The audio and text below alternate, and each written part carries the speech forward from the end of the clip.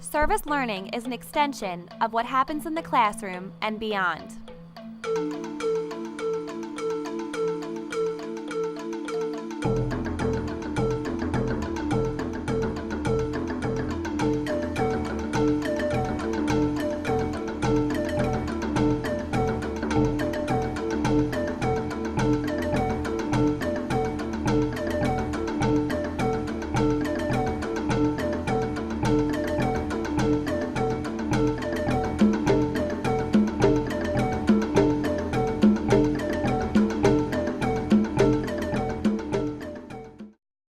Well, we're going continuously into very interesting biological systems. In other words, we're traveling to areas that are very high in biological diversity, for instance. Students learn both personal and educational lessons. And we worked at El Bosque Nuevo, which is a butterfly farm in Costa Rica in the northwestern region. I never heard about it before, but once I did, I definitely picked up the opportunity and ran with it. So if the aim is to preserve the natural resources, the way of doing it is by doing what's called sustainable agriculture. Projects that use the resources, but they are used in a way that they are not consumed, they are renewable. We grew butterflies in these huge greenhouses, which weren't caged in, they were just nets, since it's so warm out. And we went through the whole process of how they feed them and maintain them and harvest them, then ship them out all over the country. The extent of service learning is quite complex, and what people learn through service learning, depending upon what the project's about, I think could be quite different for different people. But I think that certain students learn better by doing things, and that's one of the reasons why we have laboratories, for instance. And service learning is kind of an extension of that, where you go into the field and you go into a place where you've never been before. You deal with a different culture that you've never dealt before. And out of that comes kind of an amalgamation of knowledge, I think, newly formed knowledge.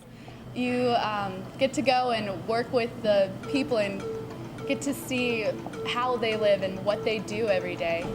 It was really interesting. It was like a completely different experience. Experiencing culture is completely different than just reading about it or watching television about it. That's all from a different perspective. But what we're trying to do is we're trying to piece back the forest. We're trying to put it back in some semblance of a condition like it was before people started modifying it.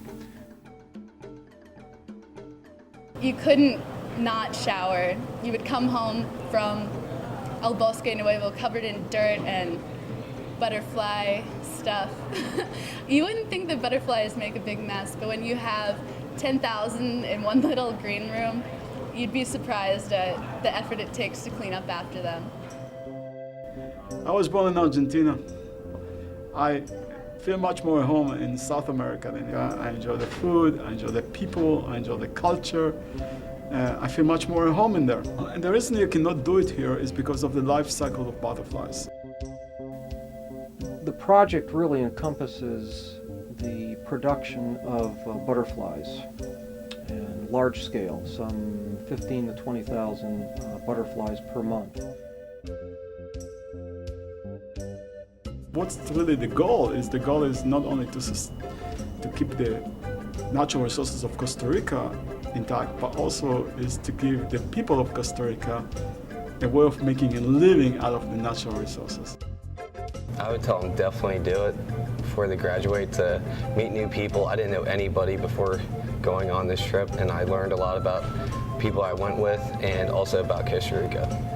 I would tell them that whenever an opportunity like this arises, to definitely leap at it and go.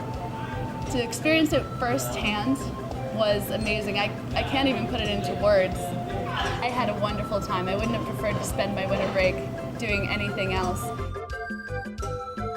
They felt a part of this research, they internalized it, and in the end, they changed their own lives and the lives of local people for the better.